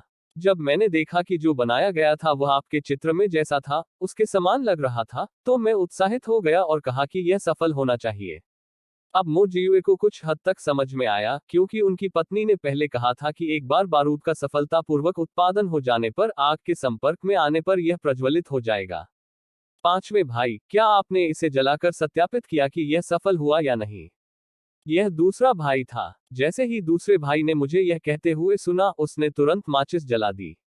मैं उसे रोकना चाहता था लेकिन तब तक बहुत देर हो चुकी थी। पांचवें बड़े भाई को कुछ झुंझलाहट महसूस हुई। अभी उस विस्फोट से यह वास्तव में साबित हो सकता है कि बारूद अनुसंधान सफल था। लेकिन एक ही बार में सफलतापूर्वक उत्पादित सभी बारूद में विस्फोट हो गया, जिससे उन्हें आगे शोध करने का मौका भी नहीं मिला। सौभाग्य से उसने सभी सामग्रियों और अनुपातों को अपने दिमाग में याद कर लिया था, इसलिए इसे दोबारा बनाना मुश्किल नहीं होगा। भाई न केवल तेजी से पहाड़ से नीचे चले, बल्कि उन्होंने किंगो का भी इस्तेमाल किया और कुछ ही समय में पहाड़ की तलहटी में पहुंच गए। मो जियुए मूल रूप से घायल बड़े भाइयों को सीधे अपने घर ले जाना चाहते थे, लेकिन उन्हें चिंता थी कि बड़े भाइयों की दयनीय स्थिति उनकी सास को डरा देगी, इसलिए उन्होंने उन्हें पांचवें बड़े भाई के घर के आंगन में भेजने का फैसला किया। अपने बड़े भाइयों को निपटाने के बाद मो जियुए हे झिरन को लाने के लिए वापस गए। वह झिरन उत्सुकता से समाचार का इंतजार कर रहा था, और जब उसने मो जियुए को लौटते देखा तो उसने तुरंत पूछा, मेरे बड़े भाई कैसे हैं? क्या वे घायल हो गए? मो जियुए की अभिव्यक्ति गंभीर हो गई। झिरन, मेरे साथ पांचवें भाई के घर चलो। अपनी सास के सामने मो जियुए बहुत स्पष्ट रूप से नहीं बता सके। उसने बस मैडम ही का अभिवादन किया और हे झिरन को खींच लिया। मैडम, उन्हें नहीं पता था कि मो परिवार में क्या हुआ था, लेकिन अपने दामाद की चिंतित नजर देखकर उन्हें पता था कि यह कुछ गंभीर बात होगी। हालांकि वह सीमाओं को समझती थी और उन मामलों के बारे में पूछताछ नहीं करती थी जिन पर अन्य लोग चर्चा नहीं करना चाहते थे। मो जियुए और हे झिरन पांचवें भाई के घर पहुंचे। पांचवा और छठा भाई उनके शरीर को साफ करने में मदद करने ही वाले थे। जब उन्होंने उन्हें आते देखा तो उन्होंने अपनी हरकतें रोक दी और स्वेच्छा से हे झिरन के लिए रास्ता बना लिया। हालांकि पांचवें और सातवें भाई ने पहले ही उन्हें साफ करना शुरू कर दिया था, फिर भी यह कुछ भी न करने जितना प्रभावी नहीं था। बड़े भाइयों के चेहरे काले और सफेद निशानों से ढके हुए थे, जो मनोरंजक लग रहे थे। असहाय होकर हे झिरन ने अपनी हंसी रोक ली और उनकी नाड़ी जांचने के लिए उनके पास आई। उसे रुकता देख पांचवें भाई ने उत्सुकता से पूछा, नौवीं छोटी भाभी, वे कैसे हैं? पांचवें भाई, चिंता मत करो। ऐसा लगता है कि उन्हें सिर में चोट लगी है, लेकिन उन्हें ठीक होने के लिए बस कुछ दिनों के आराम की जरूरत है। आधुनिक शब्दों में इसका निदान मस्तिष्काघात के रूप में किया जाएगा। निस्संदेह आघात की गंभीरता अलग अलग हो सकती है, लेकिन हे झिरन को यकीन था कि बड़े भाइयों को केवल हल्के से मध्यम आघात का अनुभव हुआ था और वे ठीक हो जाएंगे। इसके अलावा उनकी बेहोशी की वर्तमान स्थिति सामान्य थी और वे जल्द ही जाग जाएंगे। जहां तक शरीर पर लगी चोटों की बात है, तो वे ज्यादातर सतही खरोंचें और चोटें थीं, जिन्हें उनके शरीर को साफ करने के बाद किसी दवा से साफ किया जा सकता था और इलाज किया जा सकता था। नौवीं छोटी भाभी, क्या आप निश्चित हैं कि वे ठीक हैं? आखिरकार वे सभी बेहोशी की हालत में थे और पांचवें भाई के लिए इस पर विश्वास करना कठिन था। वे किसी भी जीवन घातक खतरे में नहीं हैं, लेकिन जब वे जागते हैं तो किसी को उनके बगल में होना चाहिए। उन्हें उल्टी और चक्कर का अनुभव हो सकता है। ऐसा कहते हुए हे झिरन ने बाहर निकलने की ओर एक कदम बढ़ाया। उसके पीछे मो जियुए भी चल रहा था, क्योंकि वह जानता था कि उसकी पत्नी कुछ दवा लेने के लिए अंतरिक्ष में एक एकांत जगह ढूंढना चाहती थी। वास्तव में यही कारण था कि वह झिरन चला गया। इसके अलावा तीन बड़े भाई बेहद गंदे थे और उनके कपड़े शायद फटे हुए थे। यदि वे कंबल से ढके नहीं होते तो वे प्रस्तुत करने योग्य नहीं होते। जब वह दूर थी, पांचवें भाई और अन्य लोगों ने उन्हें साफ करने का अवसर लिया। जैसे ही हे झिरन और मो जियुए पांचवें भाई के घर से निकले और पहाड़ की तलहटी में टहलने के लिए तैयार हुए, उन्होंने बूढ़ी महिला मो और कई भाभियों को उनकी ओर आते देखा। जियुए, क्या हुआ? उन्होंने भी अभी धमाका सुना था। हालांकि उन्हें विस्फोटकों की ताकत का अंदाजा नहीं था, अकेले उनके अपने बेटों के साथ कोई दुर्घटना हुई थी। ऐसा इसलिए था क्योंकि मो जियुए और अन्य लोग अपने बेहोश बड़े भाइयों को पहाड़ से नीचे ले जा रहे थे। तभी उनकी नजर यूएर पर पड़ी, जो तब उन्हें सूचित करने गया। माँ, चिंता की कोई बात नहीं है। बिग ब्रदर और अन्य लोगों के साथ पहाड़ पर एक छोटी सी दुर्घटना हो गई थी और रुई और मैं बस वापस जाकर कुछ दवा लेने ही वाले थे। माँ और भाभियां जल्द ही स्थिति की जांच करने के लिए पांचवें भाई के घर जाएंगी। मो जियुए नहीं चाहते थे कि वे चिंता करें, लेकिन वह सच्चाई से बच नहीं सकते थे। वह उन्हें बड़ा चढ़ाकर बताए बिना ही बता सकता था कि क्या हुआ था। फिर भी भाभियां अभी भी काफी डरी हुई थी, खासकर दूसरी भाभी, जिनकी आवाज हमेशा ऊंची रहती थी। जियुरी, तुम्हारा दूसरा भाई कैसा है? वो मरेगा नहीं, है ना? जैसे ही उसने यह कहा, आमतौर पर प्रतिष्ठित रहने वाली सबसे बड़ी भाभी भी शांत नहीं रह सकी, क्योंकि उसका पति पिछले कुछ दिनों से पहाड़ पर था। तीसरी भाभी और पांचवी भाभी को भी लगा कि सवाल पूछने से सिर्फ समय बर्बाद होगा। उन्होंने मो जीवे और हे झिरन को दरकिनार कर दिया और सीधे पांचवें भाई के आंगन में भाग गए। यह देखकर कि वे सभी अंदर चले गए, दूसरी भाभी को तुरंत एहसास हुआ कि क्या हो रहा है और वो उनके पीछे पीछे अंदर चली गई। दूसरी ओर वृद्ध महिला मो शांत और संयमित रही। उसे अपने नौवे बेटे की बात पर विश्वास हो गया। अगर उन भाइयों के साथ सचमुच कुछ खतरनाक हुआ होता तो वह इतना शांत नहीं रह पाते। इसलिए बुढ़िया शांति से अंदर चली गई। जैसे ही वह दरवाजे के पास पहुंची, उसने घर के अंदर से रोने और चिल्लाने की आवाज सुनी। पति, जल्दी उठो, तुम मर नहीं सकते। अपनी आंखें खोलो और मुझे देखो। अगर इस बार तुम फिर मरोगे तो मैं भी नहीं बचूंगी। सिसकियां, सिसकियां, सिसकियां। हर कोई स्तब्ध होकर दूसरी भाभी को देख रहा था जो बुरी तरह रो रही थी। हालांकि अन्य नंदे जो दौड़कर आई थी, वे उसकी तरह अतिरंजित नहीं थी, वे सभी अपने अपने पतियों के इर्द गिर्द आंसू बहा रही थी। केवल पांचवी भाभी ही बेहतर स्थिति में थी। हालांकि उसका पति पीला लग रहा था, वह वहां बिल्कुल ठीक खड़ा था। पांचवी भाभी को गंदा होने से कोई फर्क नहीं पड़ता था। उसने पांचवें भाई की बांह पकड़ ली और अन्य भाभियों को रोते हुए देखा, साथ ही अपने आंसू भी पोंछे। बूढ़ी औरत मो चौकस थी और लोगों के भाव पढ़ सकती थी। अपने पांचवें और छठे बेटे को बिना किसी उदासी के वहां खड़े देखकर वह समझ गई कि उन बहुओं ने गलती की है। ठीक है, तुम सब रोना बंद करो। क्या जीवे ने नहीं कहा कि उनके साथ बस एक छोटी सी दुर्घटना हुई थी? अगर वास्तव में कुछ हुआ होता तो तुम्हारे नौवे भाई और नौवीं भाभी कैसे चले गए? हालांकि नंदे आमतौर पर अपनी सास की बात सुनती थी, इस समय जबकि उनके पतियों की जान चली गई थी, वे उनकी बातों पर यकीन नहीं कर सकती थी। जब बूढ़ी औरत मो ने देखा कि उसकी बातों का कोई असर नहीं हुआ, तो उसने गुस्से से अपने बगल वाली मेज पटक दी। क्या तुम में से किसी ने नहीं सुना कि मैंने क्या कहा? इस बार उनकी आवाज ऊंची हुई और आखिरकार भाभियों ने प्रतिक्रिया दी। दूसरी भाभी ने रोते हुए कहा, माँ, मेरे पति की जान चली गई। क्या मैं रो नहीं सकती? जब बूढ़ी औरत मो ने दूसरी बहू को इस हालत में देखा, तो वह कुछ कहने ही वाली थी, लेकिन उसी समय दूसरे भाई, जो बिस्तर पर लेटे हुए थे, ने हल्की सी खांसी निकाली। फिर वह बुदबुदाया, मैं मरा नहीं हूं। हालांकि उनकी आवाज कमजोर थी, लेकिन ओल्ड लेडी मो द्वारा उन्हें डांटने के ठीक बाद कमरे में सन्नाटा छा गया और हर कोई इसे सुन सकता था। सभी ने दूसरे भाई की ओर देखा। इस समय दूसरी भाभी पहले ही खुद को उस पर गिरा चुकी थी और उसे जोर जोर से हिला रही थी। पति, तुम सचमुच मरे नहीं। सिसकियां, सिसकियां, सिसकियां। यह बहुत अच्छा है कि आप अभी भी जीवित हैं। सिसकियां, सिसकियां, सिसकियां। माम। दूसरा भाई हिलाए जाने पर कराह उठा और फिर उसने कहा, मैं मरा नहीं हूं, लेकिन आप मुझे लगभग हिलाकर मार डाल रहे हैं। तभी दूसरी भाभी को एहसास हुआ कि वह थोड़ी सख्त हो गई है और जल्दी ही सीधी हो गई। प्रिय, मुझे क्षमा करें। मेरा यह मतलब नहीं था। मुझे लगा कि तुम मर गई हो, इसीलिए मैंने ऐसा व्यवहार किया।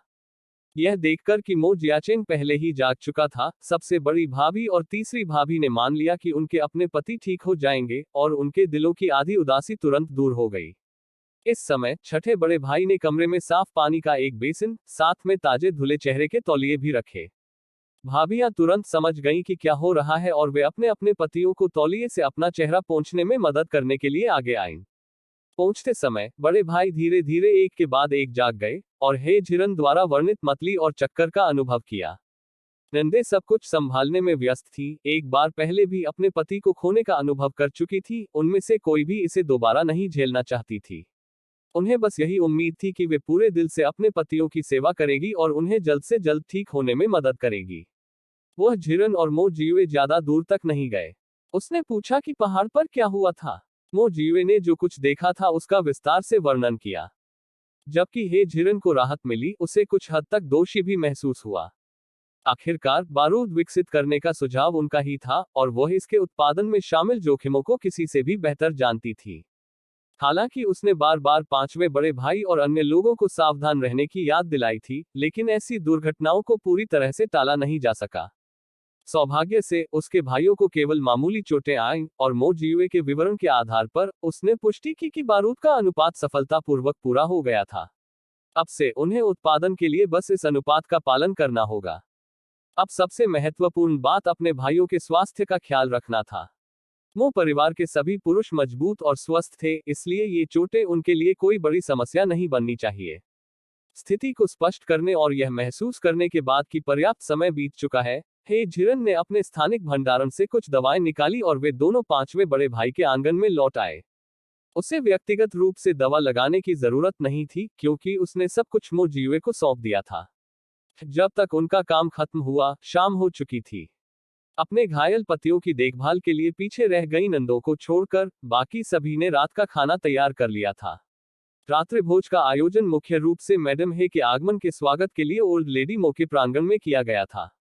हे जिरन द्वारा दी गई दवा का उपयोग करने के बाद मो जुनरुई और उनके भाइयों में पहले से ही काफी सुधार हुआ था, लेकिन वे अभी भी भोजन के लिए सभी के साथ शामिल होने में असमर्थ थे।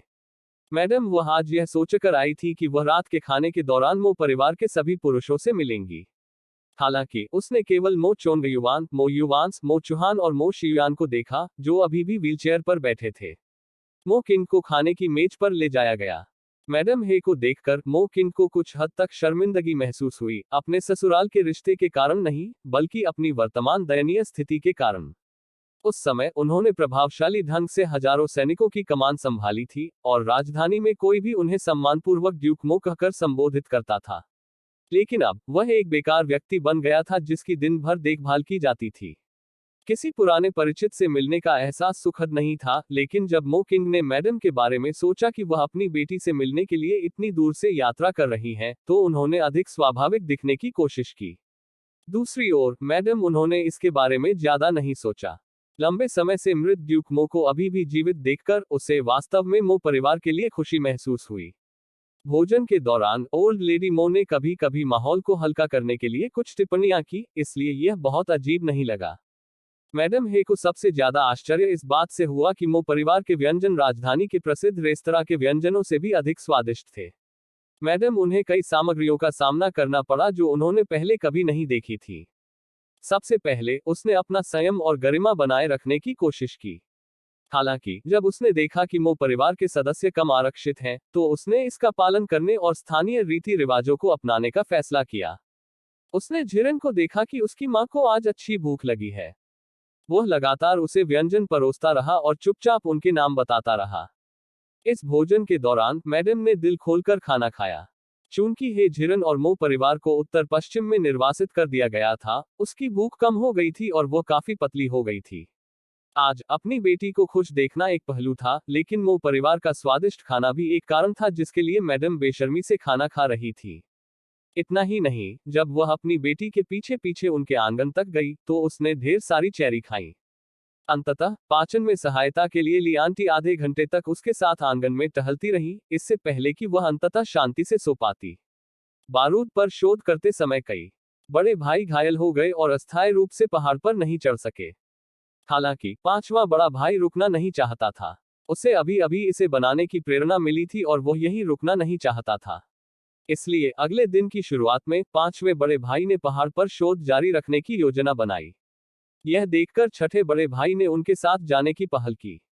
यह इतना खतरनाक मामला था और बिना किसी सहारे के वहां अकेले रहना जोखिम भरा होगा। पांचवें बड़े भाई ने भी इस पर कोई आपत्ति नहीं जताई। बारूद बनाने का वर्तमान दृश्य गड़बड़ था और इसे अकेले साफ करना उसके लिए काफी श्रमसाध्य होगा। दोनों भाई पहाड़ पर चढ़ गए, लेकिन मो जीवे उनके साथ नहीं गए। मुख्य कारण यह था कि उन्होंने हे झिरन की स्थिति पर विचार किया। वह अपनी नियत तारीख के करीब आ रही थी और यह अच्छा नहीं होगा यदि कुछ हुआ और वह उसके साथ नहीं था। साथ ही राजधानी में उनके कार्यकाल के दौरान मुर्गी पालन और पशुधन पालने के लिए क्षेत्र पहले ही तैयार कर लिया गया था। वह बस उस स्थान से मुर्गी और पशुधन लाने के अवसर की प्रतीक्षा कर रहा था जो उसने अपनी पत्नी के लिए तैयार किया था। मो जियुए की मानसिकता के साथ वह नहीं चाहता था कि उसकी पत्नी बाहर जाए। उसे डर था कि उसके साथ कुछ हो सकता है। लेकिन उसके इलाके में इतनी सारी मुर्गियां और पशुधन होने के कारण उसके लिए अकेले शहर जाना बेकार था। यदि वे बच्चों के जन्म का इंतजार करते तो वह झिरन 1 महीने के लिए भी नहीं जा पाते। इसे ध्यान में रखते हुए जानवरों को पालने के लिए निर्मित क्षेत्र 2 महीने से अधिक समय तक निष्क्रिय रहेगा। वह झिरन पहले से ही इस बात को लेकर थोड़ा चिंतित था। यदि मो जीवे अपने पिता और भाइयों की तलाश में राजधानी नहीं गए होते, तो क्षेत्र तैयार होने पर वह उन्हें पालना शुरू कर देती। आज ऐसा दिन था जब घर पर कुछ खास नहीं चल रहा था, इसलिए हे झिरन ने जाने से पहले अपनी माँ को सूचित नहीं किया, क्योंकि वह जानती थी कि शहर जाने के लिए चाहे वह कोई भी बहाना बनाए, उसकी माँ उसके साथ जाएगी। उसे जो करना था वह प्रकाश में नहीं देखा जा सकता था, इसलिए उसे मैडम की जानकारी के बिना चुपचाप चले जाना पड़ा। वे दोनों जल्दी से एक गाड़ी लेकर यूनिचेन के बड़े किराए के प्रांगण में चले गए। उन्होंने सभी मवेशियों, भेड़ों, सूअरों, मुर्गियों, बत्तखों और हंसों को अंतरिक्ष से मुक्त कर दिया। घर पर पशुपालन के पैमाने को तेजी से बढ़ाने के लिए ये मुर्गे और पशुधन सभी वयस्क अवस्था में थे और किसी भी समय प्रजनन कर सकते थे। केवल इस तरह से घर पर पशुधन फार्म का पैमाना तेजी से बढ़ सकता है। उन्हें रिहा करने के बाद मो जियुए ने चुपचाप हे झिरन को घर वापस भेज दिया। फिर उसने लियांग हाओ और अन्य लोगों को शहर में अपने पीछे आने के लिए बुलाया। वयस्क मवेशियों, भेड़ों और सुअरों को गाड़ी से ले जाना बहुत श्रमसाध्य होगा क्योंकि उनका आकार बहुत बड़ा है। एक अकेली गाड़ी उनमें से बहुतों को नहीं ले जा सकती थी। सबसे अच्छा समाधान यह था कि लोग उन्हें वापस खदेड़ दें। उसने झिरन ने इन लोगों को पहले ही प्रशिक्षित कर दिया था और वे सभी बहुत आज्ञाकारी थे, इसलिए रास्ते में उनके भाग जाने के बारे में चिंता करने की कोई आवश्यकता नहीं थी। हालांकि मुर्गियों, बत्तखों और हंसों को गायों और भेड़ों की तरह वापस नहीं खदेड़ा जा सकता था, लेकिन उन्हें पिंजरों में भी नहीं रखा जाता था। उन्हें हे झिरन द्वारा प्रशिक्षित भी किया गया था और उनका व्यवहार बहुत अच्छा था। जब तक कुछ बैलगाड़ियां किराए पर ली जाती थी, वे गाड़ियों पर कोई उत्पात नहीं करते थे। जैसा कि अपेक्षित था, जब मो जियुए और उनके लोग इन मुर्गों और पशुओं को घर वापस लाए, तो इससे काफी हलचल मच गई। सबसे पहले जिलिंग गांव के ग्रामीण, जो गायों, भेड़ों और सुअरों के समूहों को चला रहे थे, ने अनगिनत लोगों का ध्यान आकर्षित किया। यहाँ जन्मे और पले बड़े ग्रामीण लोगों के लिए ये जानवर उनके घरों में अचल संपत्ति की तरह थे। सामान्य लोगों के परिवारों में, जिनके पास जुताई के लिए एक बैल हो सकता है या एक या दो मोटे सुअर पाल सकते हैं, वे निश्चित रूप से एक अमीर परिवार माने जाएंगे। जब जिलिंग गांव में कोई परिवार इतना अमीर था, तो लिगुई के परिवार में केवल जुताई के लिए बैल ही पाले जाते थे। इसका उपयोग खेती के व्यस्त मौसम के दौरान खेतों की जुताई के लिए किया जाता था और अन्य समय में गाड़ी खींचकर काफी चांदी अर्जित की जाती थी। लेकिन अब उन्होंने क्या देखा? मो परिवार वास्तव में गांव में सैकड़ों मवेशियों को ले गया, जिनमें से केवल एक दर्जन या इतने ही पीले मवेशी थे जिनसे वे परिचित थे। बाकी काले और सफेद धब्बेदार थे, जो उनके दिमाग में हल बैलों की तरह दिखने से बिल्कुल अलग थे। साथ ही सैकड़ों भेड़ें और सैकड़ों मोटे सुअर थे। दरअसल गांव वालों को यह नहीं पता था कि काले और सफेद धब्बेदार गायें डेयरी गायें थीं। ऐसा इसलिए था क्योंकि दाशुन राजवंश का मवेशियों पर बहुत सख्त नियंत्रण था। किसी भी किसान परिवार के लिए जिसके पास हल बैल थे, उन्हें सरकार के साथ पंजीकृत होना चाहिए। दूसरे शब्दों में, हल बैलों का दाशुन में घरेलू पंजीकरण था। उन्हें बेतरतीब ढंग से मारना लोगों की हत्या करने जैसा था। वह झिरन पैसे के लिए राष्ट्रीय नीतियों को चुनौती नहीं देना चाहती थी। ऐसा नहीं था कि वह डरपोक थी, लेकिन उसे लगा कि इतने कम पैसे के लिए कानून का उल्लंघन करना उचित नहीं था। इसलिए मो परिवार के फार्म में पाली गई गायें मुख्य रूप से डेयरी गायें थीं। उनके क्षेत्र में पैदा होने वाली डेयरी गायों की दूध की पैदावार सामान्य डेयरी गायों की तुलना में बहुत अधिक थी और इस समय दूध भी बहुत मूल्यवान था। साथ ही इसे अन्य स्वादिष्ट खाद्य पदार्थों में भी संसाधित किया जा सकता है।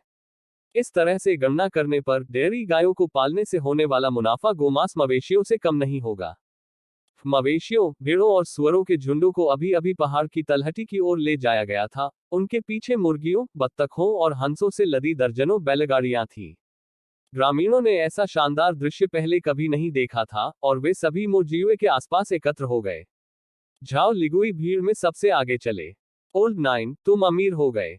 बहुत सारे पशु खरीदे। गांव मो जियुए के घर के रास्ते में था। उसने अनुमान लगाया था कि वहां से गुजरने से निश्चित रूप से ग्रामीणों में सनसनी फैल जाएगी। आखिरकार उनका इरादा इन मुर्गों और पशुओं को छिपाने का नहीं था, इसकी आवश्यकता तो दूर की बात है। यह फार्म पहाड़ की तलहटी में उनके घरेलू खेतों के बगल में बनाया गया था। सभी खेतों की देखभाल भाड़े के लोगों द्वारा की जा रही थी और हर कोई जानता था कि मो परिवार का खेत अगले दरवाजे पर था। अंकल झाओ, ये तो बस एक अंश है। हम देश के लोग, क्या हम जीविकोपार्जन के लिए जमीन और इन पर निर्भर नहीं है? मो जियुए ने झाओ लिगुई और ग्रामीणों को जल्द से जल्द मो परिवार की पहचान बताने के लिए भी ऐसा कहा। अब वे मो परिवार कोई रईस नहीं थे, बल्कि किसान थे जो उनकी तरह काम करके जीवन यापन करते थे। साथ ही उन्होंने यह भी उम्मीद जताई कि अगली बार जब वो इन मुर्गे मुर्गियों और पशुओं को वापस ले जाएंगे तो ऐसी सनसनी नहीं फैलेगी। साथ ही उन्होंने यह भी विचार किया कि वह भविष्य में खेती के पैमाने को और बढ़ा सकते हैं और गांव में अधिक मुर्गी और पशुधन ला सकते हैं, यह उम्मीद करते हुए कि ग्रामीण इसके बारे में शांत रह सकते हैं। दुर्भाग्य से मो जियुए ने अभी भी ग्रामीणों की ग्रहणशीलता को कम करके आंका। उन्होंने मो परिवार की वर्तमान स्थिति के मुद्दे पर बिल्कुल भी विचार नहीं किया। उनके लिए मो परिवार सिर्फ एक बड़ा अमीर परिवार था, एक बहुत बड़ा अमीर परिवार। एक कहावत है, एक पतला मरा हुआ ऊंट घोड़े से बड़ा होता है, और मो परिवार ने इसकी बहुत अच्छी तरह से व्याख्या की है। हालांकि उन्हें यहाँ निर्वासित कर दिया गया था, फिर भी वे पहले की तरह समृद्ध जीवन जी रहे थे। जरा इसके बारे में सोचें, इतने सारे मुर्गे और पशुधन का मूल्य कितना था। इतने सारे लोगों की तो बात ही छोड़िए, यहाँ तक उन्हें एक बैल या भीड़ देने से भी उन्हें गांव का सबसे समृद्ध परिवार माना जाएगा। क्या आपने यह कहा? यह तो बस एक अंश है। जब झाओ लिगुई ने बात की तो उनकी अभिव्यक्ति विशेष रूप से अतिरंजित थी, उनका मुंह लंबे समय तक खुला रहा, लंबे समय तक बंद नहीं हो सका। अन्य ग्रामीण भी वही थे, उनका ध्यान मो जियुए के वाक्य "यह सिर्फ एक अंश है" पर था। झाओ लिगुई के पूछने के बाद वे सभी मो जियुए की ओर देखते रहे, उसके उत्तर की प्रतीक्षा में। इन साधारण ग्रामीणों का सामना करते हुए मो जियुए भी बहुत असहाय थे। ऐसा नहीं था कि वह हाई प्रोफाइल होना चाहता था, बल्कि मुर्गी और पशुओं को दोबारा वापस ले जाते समय वह ग्रामीणों की नजरों से बच नहीं सकता था, यह सोचकर कि पहले ही बता देने से उन्हें कुछ मानसिक तैयारी मिल सकती थी, लेकिन यह उल्टा लग रहा था। हालांकि उन्होंने फिर भी सिर हिलाया, हाँ, यह केवल एक छोटा सा अंश है, भविष्य में बड़ी संख्या में मुर्गी और पशुधन को वापस ले जाया जा सकता है। फार्म बहुत बड़ा था और ये मौजूदा मुर्गी और पशुधन पर्याप्त नहीं थे।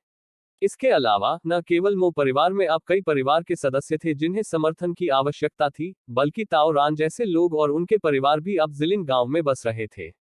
हालांकि उन्हें कोई परिवार की कुछ कृषि भूमि भी मिली, लेकिन यह केवल उनका पेट भर सकती थी और उनके जीवन स्तर में सुधार करना मूल रूप से असंभव था। इसके अलावा ताओ रैन जैसे सभी लोग रीढ़ की हड्डी वाले थे और व्यर्थ में मो परिवार की राहत स्वीकार करने को तैयार नहीं थे। अब जीलिंग गांव में वे आम ग्रामीणों की तरह सरल नहीं थे। पहले हुई बर्बर लोगों के आक्रमण की घटना ने मो परिवार को याद दिलाया कि वे अपनी सुरक्षा में कोई कमी न आने दें और हमेशा तैयार रहें। ताओ रान जैसे लोगों ने अब यह जिम्मेदारी संभाली। हर दिन कुछ कामों में अपने परिवार की मदद करने के अलावा उन्होंने पहले से ही गश्त और रखवाली का काम भी अपने ऊपर ले लिया था। इस कारण से मो जियुए ने उन्हें पहले की तरह मासिक भत्ता देने का इरादा किया था जब वे सीमा पर थे, लेकिन ताओ रान और अन्य ने इसे स्वीकार करने से इनकार कर दिया। ताओ रान के शब्दों में, उनका जीवन यंग मास्टर 9 द्वारा दिया गया था और उन्हें कोई शिकायत नहीं होगी भले ही उन्होंने इस जीवन में मो परिवार के लिए बैलों और घोड़ों की तरह काम किया हो, वे संभवतः यंग मास्टर 9 को अपनी जेब से भत्ते का भुगतान कैसे करने दे सकते थे। इससे कोई फर्क नहीं पड़ता कि मो जियुए ने उन्हें समझाने की कितनी कोशिश की, यह कहते हुए कि उनके परिवारों को भी एक अच्छे जीवन की आवश्यकता है, उन्होंने इसे स्वीकार करने से इनकार कर दिया। ताओ रान के नेतृत्व में उन पुराने अधीनस्थों ने कहा कि मो परिवार ने उन्हें रहने के लिए जगह प्रदान की थी और उन्हें खेत दिए थे, जो पहले से ही बहुत थे। विशेषकर अब मो परिवार की स्थिति बहुत अच्छी नहीं थी, उन्हें सम्राट शुनवु ने निर्वासित करने का आदेश दिया था, उनका जीवन उनसे कितना बेहतर हो सकता था। वे जीवन और मृत्यु के बीच मित्रता के कारण मो परिवार का अनुसरण करने के इच्छुक थे और ऐसे काम नहीं करना चाहते थे जो मो परिवार को नीचे धकेल दें। लेकिन मो जियुए के लिए इस मामले का एक अलग मतलब था। ताओ रैन और अन्य लोग उनके और उनके बड़ों के प्रति वफादार थे, खासकर मानव चिकित्सा के रूप में मौत से बचने के अनुभव के बाद मो जियुए ने उनके बीच की दोस्ती को और भी अधिक संजोया। उन्हें घर और खेत देने की बात तो भूल ही जाइए, अगर उन्हें जीवन भर उनकी युवा पीढ़ी का समर्थन करना पड़े तो भी वह इसके लिए तैयार होंगे। मो जियुए का व्यवहार दिखावा नहीं था, दाशुन राजवंश और दक्षिणी सीमा के सभी खजाने उसकी पत्नी के क्षेत्र में थे, जीवन भर उनका समर्थन करना तो दूर, यहाँ तक एक शहर के लोगों का समर्थन करना भी कुछ नहीं होगा। बात सिर्फ इतनी है कि वह इस तरह की बात स्पष्ट रूप से नहीं कह सका और केवल उनकी सहायता के अन्य तरीके ही खोज सका। मो जियुए और हे झिरन इस बात पर सहमत हुए कि इन मुर्गों और पशुओं को पालना उनकी मदद करने का सबसे अच्छा तरीका है। ताओ रैन और अन्य सभी के पास मार्शल आर्ट कौशल था और वे निश्चित रूप से भविष्य में गुप्त सेना में शामिल होंगे, लेकिन उनके परिवार में कई सदस्य थे। पशुधन को पालना मुश्किल नहीं था, आधे वयस्क बच्चे मवेशियों और भेड़ों को चरा सकते थे, महिलाएं मुर्गियां, बत्तख और हंस भी पाल सकती थी और अच्छे स्वास्थ्य वाले वृद्ध लोग भी इसके अपवाद नहीं थे। इसलिए खेत के संबंध में मो जियुए और हे झिरन ने चर्चा की और इसे ताओरान जैसे उन पुराने अधीनस्थों के परिवारों द्वारा संभालने का निर्णय लिया। इस प्रकार उनके पास अब मजदूरी न देने का कोई बहाना नहीं होगा। चाहे प्राचीन काल हो या आधुनिक काल, श्रम पुरस्कार का हकदार है। यह हर जगह एक अपरिवर्तनीय सिद्धांत है। तब तक वे परिवारों को अधिक वेतन दे सकते हैं, जिससे पारिवारिक माहौल के मुद्दे को हल करने में भी मदद मिलती है। ग्राम प्रधान झाओ को मो जियुए की व्यवस्था के बारे में पता नहीं था। शांत होने के बाद पहली बात जो उनके दिमाग में आई वह यह थी कि मो परिवार ने बहुत सारे मुर्गे और पशुधन पाले हैं, उन्हें खेती की तरह उनकी देखभाल के लिए भी लोगों को नियुक्त करना होगा। ओल्ड 9 यहाँ काफी संख्या में ग्रामीण है। क्या आपको नहीं लगता कि कुछ अजनबियों के बजाय उन परिचित चेहरों को काम पर रखना बेहतर है? शब्द कुंद थे, बिना किसी व्यंजना के। चूंकि मुर्गी और पशुधन के लिए व्यवस्था की गई थी, मो जियुए ग्राम प्रधान झाओ के अनुरोध पर सहमत नहीं हो सके। प्रमुख झाओ, प्रजनन के लिए उचित उम्मीदवारों का चयन किया गया है।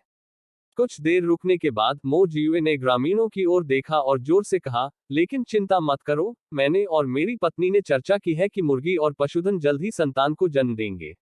आप उन्हें मेरे परिवार से कम कीमत पर खरीद सकते हैं। इसके अलावा हम डेयरी मवेशियों को पालने की जानकारी भी प्रदान कर सकते हैं। मो जियुए की अस्वीकृति से ग्रामीण पहले थोड़े निराश थे, लेकिन जल्द ही उन्होंने आगे जो कहा उससे वे आकर्षित हो गए। विशेष रूप से जब मो जियुए ने डेयरी गायों का उल्लेख किया तो यह उनके लिए एक बहुत ही अनोखी अवधारणा थी। ग्राम प्रधान झाओ ने सभी की ओर से पूछा, ओल्ड 9, क्या आप इसका जिक्र कर रहे हैं? उसने काले और सफेद धब्बेदार गाय की ओर इशारा करके पूछा। मो जियुए ने लियांग हाओ और अन्य लोगों से पहले मुर्गी और पशुधन को ले जाने के लिए कहा। वह धैर्यपूर्वक सभी को समझाने के लिए रुके रहे। जिस गाय का प्रमुख झाओ ने उल्लेख किया है वह एक डेयरी गाय है।